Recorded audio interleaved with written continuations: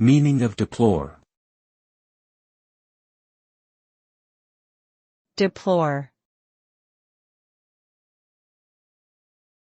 Deplore. Deplore. Deplore. Deplore means to express strong disapproval or sorrow over something, typically a tragic event or an action deemed as unacceptable. It conveys a sense of sadness, disappointment, and regret. When someone deplores something, they are expressing their condemnation towards it and showing their emotional attachment to the matter at hand.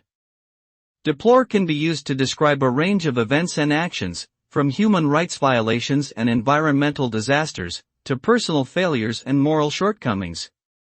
Overall, to deplore something is to show that one cares deeply about the issue and seeks positive change.